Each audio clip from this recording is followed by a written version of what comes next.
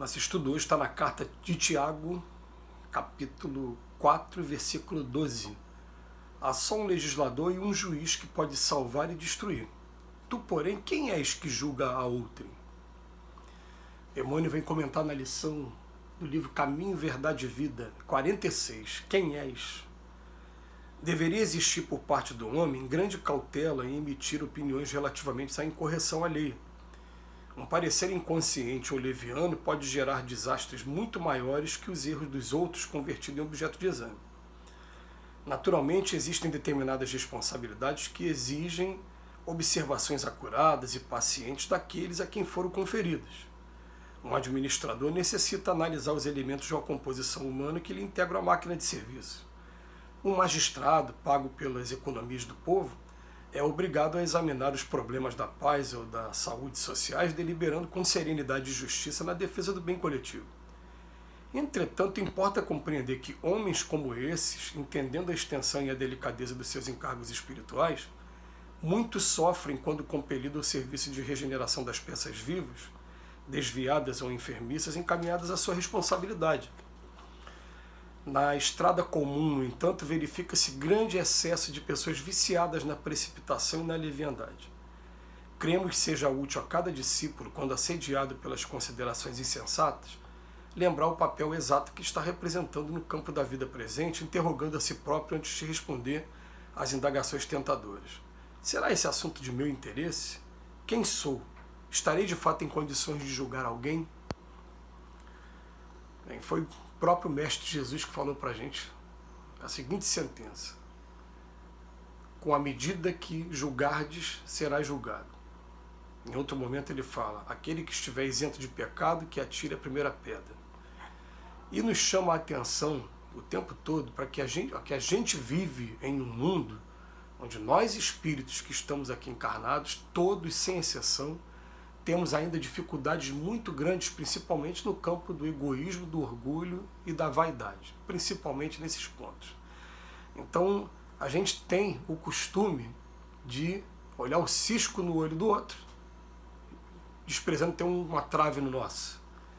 A gente tem mania de julgar o outro porque o outro tem pecados diferentes do nosso. Mas todos nós temos muitas dificuldades aqui na Terra. Ele até chama a atenção aqui no texto de alguns cargos. Ele vem falar aqui, aproveitando que Tiago falou na carta, Tiago usa o termo legislador e o juiz. Ele fala do administrador e fala do juiz, do magistrado. Mas a gente sabe que tem cargos específicos que muitas das vezes a pessoa, só preocupada apenas com o salário que vai ter e com a estabilidade, não medita, muitas vezes, previamente, quais vão ser as suas atribuições.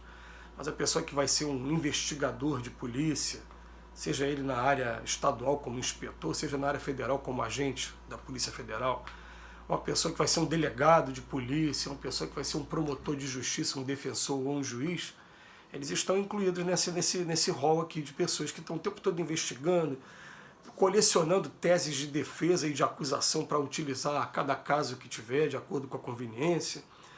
E o que acontece? Emmanuel deixa um parágrafo aqui que é muito sério. Ele fala assim, entretanto importa compreender que homens como esses que estão nesses cargos, que eles são obrigados a fazer essas análises, entendendo a extensão e a delicadeza dos seus encargos espirituais, muito sofrem. Para tudo, como assim muito sofrem? Eu vou fazer um convite aqui, porque hoje tem os livros todos disponíveis em PDF pela internet mesmo, mas se a gente pesquisar o livro Entre a Terra e o Céu, escrito por André Luiz através de Chico Xavier, tem um capítulo no livro, eu não vou lembrar agora qual é o capítulo, mas é bom, até que não lembre mesmo, para que a gente possa estar estudando também, buscando, E nesse livro é o seguinte, eu me lembro que tinha um rapaz que ele já havia sido sentenciado e que um dos mentores, ou melhor, um dos mentores, nada mais, nada menos que Clarencio, é o próprio Clarencio mesmo, aquele que está lá no nosso lar, que é um ministro do nosso lar. Clarencio vai conversar à noite com o juiz enquanto ele está emancipado, no estado de sono. E a primeira observação que é feita no livro é que todo juiz é muito assediado espiritualmente pelos amigos daqueles que estão submetidos ao seu julgamento. Aqueles pedidos de absolvição ou de condenação, eles são muito frequentes, e depois também os desejos de vingança por conta de não ter ficado satisfeito com essa ou com aquela decisão, de maneira que também, para o juiz que trabalha com consciência reta, buscando sempre realmente a justiça, a harmonia, existe uma proteção especial também em cima deles, é dito nesse capítulo. Mas nesse capítulo, por exemplo, o Clarencio foi pedir a esse juiz que fosse feita uma revisão criminal, que ele pudesse dar uma olhada de novo naquele processo, por conta da pena que havia sido equivocada. E ele faz essa observação com detalhes que na época a gente até fazendo esse estudo em conjunto, a gente até procurou analisar, né, com relação às outras coisas, e viu que o encargo ele é muito sério mesmo, não é para qualquer pessoa, e por isso que tem pessoas que usam de maneira equivocada e depois sofrem também muito com a consciência pesada quando retornam ao plano espiritual. Mas saindo desse campo, desses cargos, vamos trabalhar a gente mesmo, né? Hoje a gente não está somente sujeito aos comentários que a gente pode estar fazendo sobre os nossos familiares, os nossos amigos, não. Hoje você tem a rede social, e a rede social transformou uma coisa pequena em macro, o alcance é enorme. E hoje as consequências, o Emmanuel poderia de repente nem imaginar isso, essas consequências são maiores ainda, porque você faz um comentário qualquer e coloca uma foto de uma pessoa inocente, sem que aquela pessoa tenha a menor chance de defesa, alguém localiza aquela pessoa e agride aquela pessoa, pode até tirar a vida da pessoa, como efetivamente já aconteceu. Ah, foi essa pessoa que assaltou, foi essa pessoa que fez não sei o que, e nem quiseram ouvir o coitado do rapaz.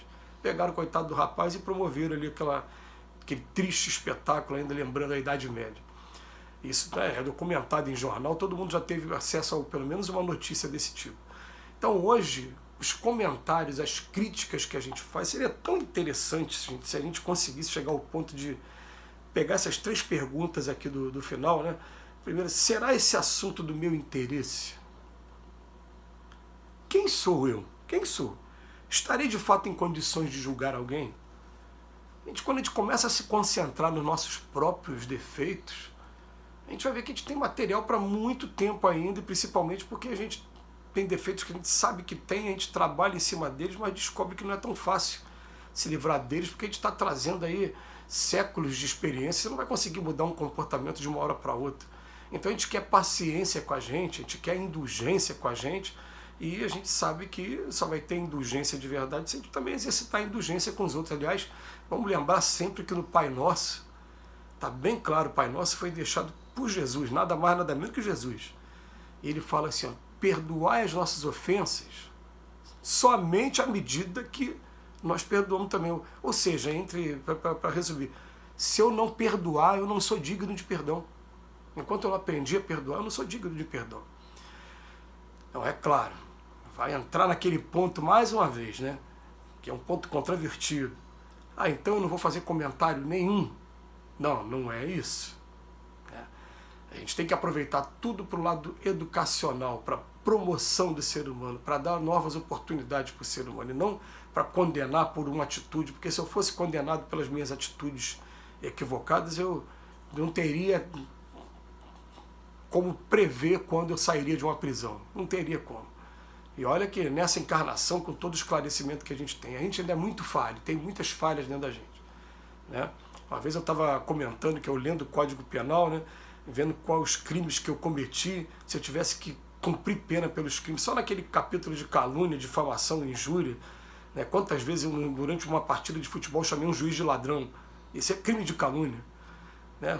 Quantas vezes a gente já roubou alguma coisa na geladeira que é do irmão, um doce qualquer, ou então teve as pequenas discussões, teve as vias de fato, só somar aquilo ali, as coisas já seria para muito tempo de pena, né? Então a gente tem que começar a colocar na cabeça que a gente está quem sou eu? Eu estou em condição de julgar alguém? Não é melhor eu concentrar nos meus problemas? Não é melhor eu, a partir de agora, buscar compreender a dificuldade dos outros para que ele também, ou os outros também, consigam compreender a minha e ter paciência com a minha? Não é melhor eu dar as mãos para que alguém me dê a mão? Fica aí a reflexão para a gente, que Jesus nos abençoe hoje e sempre, e muito obrigado, Emmanuel, pelas reflexões.